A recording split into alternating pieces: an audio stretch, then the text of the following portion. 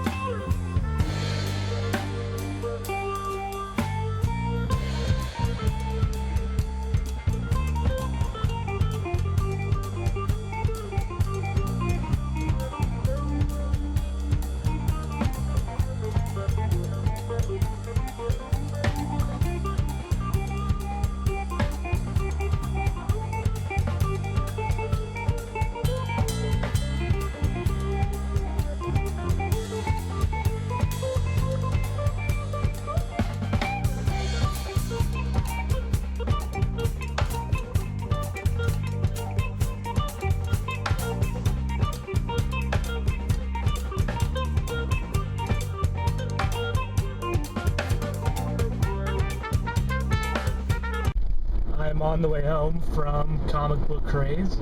I got about 5 or 6 books up there, so I'll show them to you whenever I get home.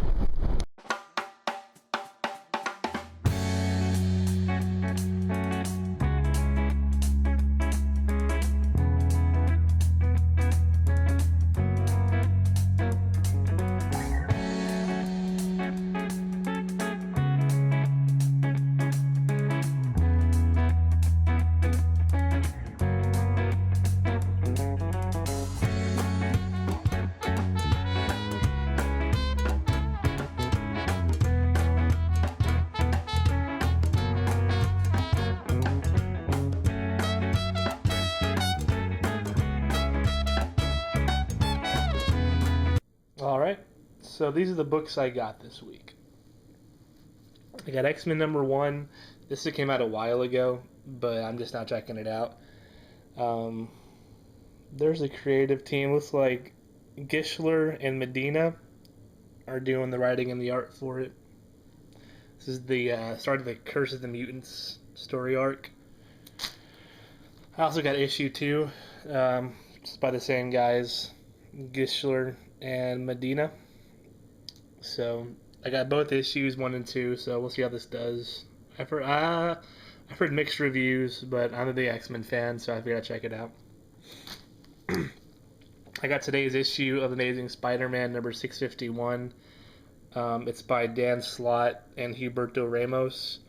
I checked out the art inside the shop, and it was really good, so I figured I'd give it a shot. That new Spider-Man costume is pretty awesome, too. So, and the new envisioning of the Hobgoblin, or whatever goblin that is also pretty interesting. So, looking forward to reading this. I also got last week's issue of The Walking Dead Weekly #1. We'll check this out. I've looked at the trades before. I think I've probably already read this issue in the trade, but I figure maybe I'll collect these and see where it goes. There's issue 1, and also this week issue 2 came out, so I'll check these out, and I'll get the reviews up for these after I get done reading them. X-Men #1, Curse of the Mutants by Gischler and Medina. This is a pretty decent issue. This is the first real X-Men book I've read in probably about 6 months. I enjoyed it. Thought it was decent.